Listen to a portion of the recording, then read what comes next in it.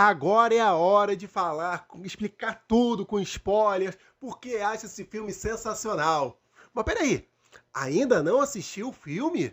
Bom, então faz o seguinte, clica aqui em cima, tá, nos cards, para assistir o meu vídeo sem spoilers, tá? Porque eu garanto que você vai ficar motivado para ir correndo no cinema para assistir esse filme, cara. Pelo amor de Deus, cara, o que você tá esperando de assistir Top Gun Maverick nos cinemas? Tá? E depois não esquece esse vídeo não, depois você volta pra cá, porque aqui a gente vai tacar em cima os spoilers, tá bom? Então, depois da vinheta, começamos. Vamos lá!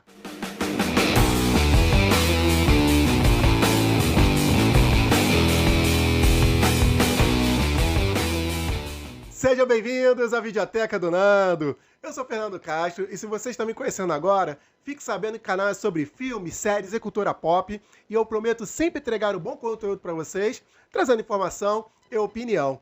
E acesse todas as nossas redes sociais pelo Linktree.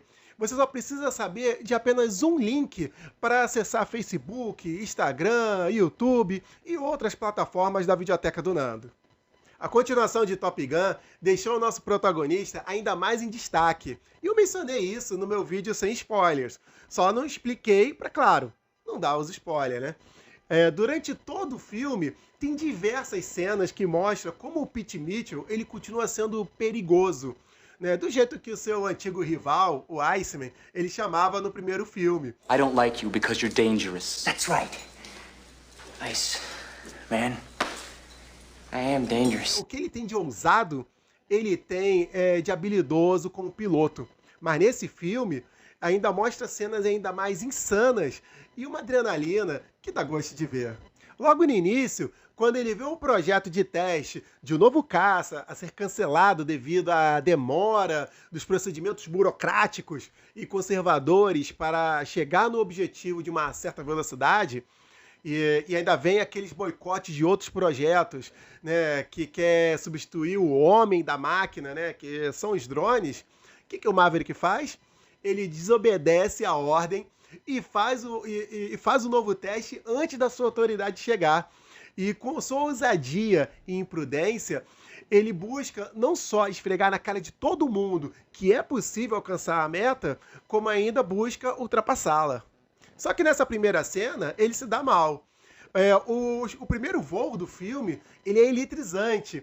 E o caça até consegue alcançar a meta estipulada. Mas ele não aguenta os limites impostos pelo Maverick, que acaba sendo completamente destruído e causando um enorme prejuízo, né?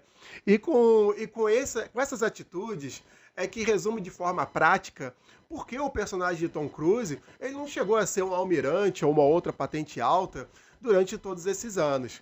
É coerente ao personagem que foi criado no primeiro filme e mesmo com o passar dos tempos, ele continua desafiando a morte. Em outro momento, em que passa a treinar a equipe de Top Gun para uma missão de alto risco, a superioridade dele como piloto é estrondosa. Mas incrível mesmo é quando, novamente, né, tentam boicotar Maverick, tirando da função de instrutor. O treinamento com seus alunos era sobre uma missão de destruir uma base de plutônio em um voo rasante, né, com os caças, numa altura em que eles não podem ser rastreados. E tudo isso em apenas 3 minutos, o qual nenhum dos alunos tinham conseguido fazer até o momento. Com a saída de Maverick, o vice-almirante, o Ciclone, ele aumentou o tempo para 4 minutos e orientou para que a equipe não voasse tão baixo. Isso facilitaria a manobra, mas em contrapartida, aumentaria a visibilidade para eles serem atacados. Quer dizer, fazendo com que a missão tenha um risco muito maior. O vice-almirante não estava se importando se alguém da equipe de Top Gun ficaria para trás, desde que no fim tenha seu êxito com o alvo atingido. Maverick ele insistiu em algumas discussões com o Ciclone que todos voltariam para casa. Plano do Ciclone, plano do Maverick. Quer dizer, eles estavam numa altura que eles poderiam ser identificados antes de atacar a base. Então já era um risco maior, né? E pode até conseguir destruir a base, mas para voltar ficaria muito mais difícil. Já no plano do Maverick, eles iam na surdina. Então a visibilidade mesmo só ia ter depois de ter atacado a base. né? Que ia dar a última volta, assim, aí já ataca e pronto, aí já tem uma visibilidade. Então já é mais fácil para eles poderem fugir, entendeu? E sem ser atacado, sem ter um confronto, né? A missão era só destruir a base, não sair, entrar em guerra, nave contra nave. É isso. E para Maverick voltar a treinar essa equipe, ele tem que roubar o caça, né? E mais uma vez mostrar para todo mundo que não só é possível executar a missão em menos de 3 minutos, como ele termina a missão fazendo só 2 minutos e 15.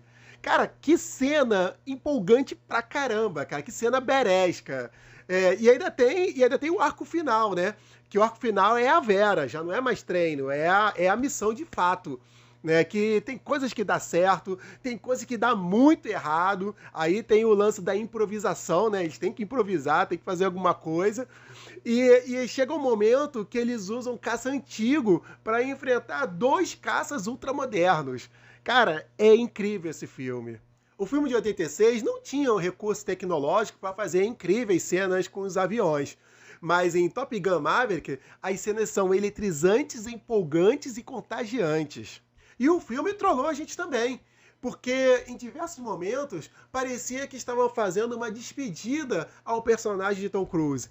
Havia uma preocupação de Pete Mitchell para que essa missão não tivesse baixas, principalmente porque um de seus alunos se chamava Bradley, que é o de codinome o Rooster, né? Que nada mais nada menos era filho do seu melhor amigo e companheiro de caça, que morreu no primeiro filme em uma falha técnica do caça, né? O Goose. E o Maverick, ele daria a sua vida para salvar Rooster, né? A trama, ela vai se desenvolvendo parecendo que está nos levando ali num caminho para nos convencer que seria uma morte honrosa. Maverick ficava imaginando, falando com Goose, ficava apreensivo, fazia cara de despedida. E por isso essa aflição que eu falei no vídeo sem spoilers, que provavelmente todo mundo passou. A gente ficava apreensivo nas cadeiras de cinemas, e ficava pensando assim, putz, será que vão matar o Maverick? Será que esse filme ele vai conseguir vender a proposta de despedida do protagonista e sem que o público acabe decepcionado? Porque as pessoas ficavam, não acredito, cara, que vão matar o Maverick, não acredito. Se matar o Maverick, eu vou ficar pé da vida. Pô, será que este seria uma passagem de bastão para o filho do Goose, ele ser o legado do Maverick? Então, a gente ficava o tempo todo suado, o tempo todo tenso, né? E achando que poderia ser uma dessas possibilidades, porque o filme insistia em falar nisso, né? Ou então era uma pegadinha, aquela pegadinha do malandro, que em diversos momentos eles ficavam dando susto na gente. Porque não foi só uma vez só, não. Parece aqueles filmes clássicos que o herói só consegue escapar naquele último minutinho, né? Passar naquele buraquinho fechando na hora ali, ó. Tipo Indiana Jones, que você passa no buraco e depois ainda pega o chapeuzinho no último minuto, no último milésimo de segundo. Era assim que ficava essa tensão. E isso é um máximo clássico de blockbuster dos anos 80. Sem dúvida, essas cenas são bem empolgantes. Mas Top Gun Maverick não é apenas só um filme de ação. O romance da vez é com a personagem Penny Benjamin, que foi citada no primeiro filme como interesse amoroso de Pete Mitchell. You told me all about the time you went ballistic with Penny Benjamin. Mas ao contrário de Asas Indomáveis, Top Gun Maverick, né, não tem como foco o par romântico. Porém, ele agrega muito no desenvolvimento da trama, principalmente nos temas que diz sobre perdão, redenção, reconciliação e amadurecimento. Guarde essas palavrinhas aí para os outros núcleos do filme e também na trama principal. No caso de Penny, Pete Mitchell já partiu o coração dela no passado e cada um seguiu o seu rumo. Hoje, ela é mãe, empreendedora, dona de um bar, né? Independente, velejadora e mulher forte em vários aspectos. O reencontro com Maverick estabelece uma relação mais madura ao ponto de dar um passo nunca dado antes. E uma cena com uma cobrança da filha de Penny sendo constrangedora e engraçada. Mais emocionante mesmo foi a participação de Val Kilmer, que fez o rival Iceman, né, no primeiro filme. O ator, ele luta contra o câncer na traqueia e perdeu a capacidade de fala. No filme, a saída foi fazer com que o personagem tivesse uma doença que dificultava falar. E conversando mais assim em textos, né, por mensagem mesmo, né, no celular, ou uma mensagem na própria tela do computador. Mas em algumas conversas em que o personagem tinha que falar, foi usado uma voz de inteligência artificial para fazer uma dublagem mixando com a própria voz de Val Kilmer nas gravações de trabalhos antigos. Foi uma experiência incrível para quem já sabia a condição do ator. A phrase we often hear is having a creative voice. No filme, o Iceman, agora almirante, comandante da Frota do Pacífico, é o que dá as ordens para ter Maverick nas missões quando precisam do melhor piloto e alguém que confia na execução. Mesmo que seu antigo rival continue desrespeitando aí algumas ordens. Era importante a participação de Val Kilmer para estabelecer essa relação de uma grande amizade construída depois do primeiro filme e o encerramento desse ciclo, nos entregando cenas bem emocionantes.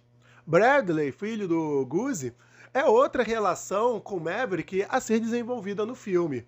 A Carol, que é a mãe de Bradley, ela pediu ao Pete que impedisse o ingresso do seu filho na carreira do pai. Só que, na verdade, ele só conseguiu atrasar por 4 anos. E Bradley, sem saber, né, que foi a pedido de sua mãe, ele culpa Maverick, que opta por assumir essa culpa sozinho. A trama dos dois também se desenvolve nos temas perdão, redenção, reconciliação e amadurecimento, acrescentando ainda a palavra sacrifício e agir sem pensar. Porque quando no momento que não tem tempo para o que pensar, né? Porque um deu a vida para o outro. E no início do filme, Bradley ainda tocou no piano aquela mesma música que o seu pai tocou no primeiro filme, junto com ele e o Maverick, para fazer aquele fanservice de respeito, né?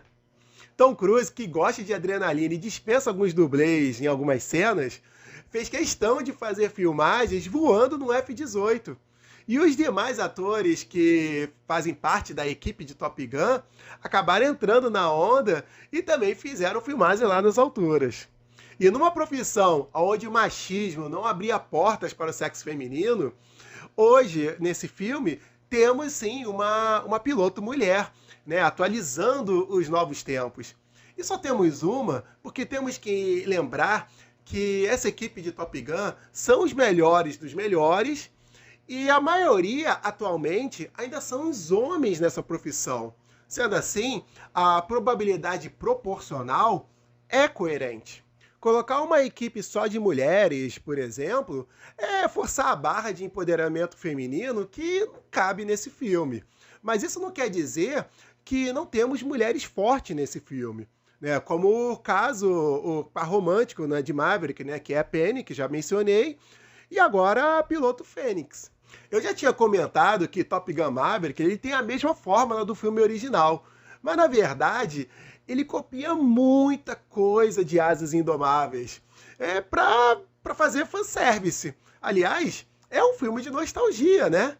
Mas ao contrário de Star Wars, Episódio 7, O Despertar da Força, que faz a mesma coisa, ele copia vários elementos do Episódio 4, né, Uma Nova Esperança, e eles copiam até o projeto da Estrela da Morte, é igualzinho, mesma coisa, só que ainda fazem decisões erradas, fazem decisões muito erradas para o filme que eles vai desandando.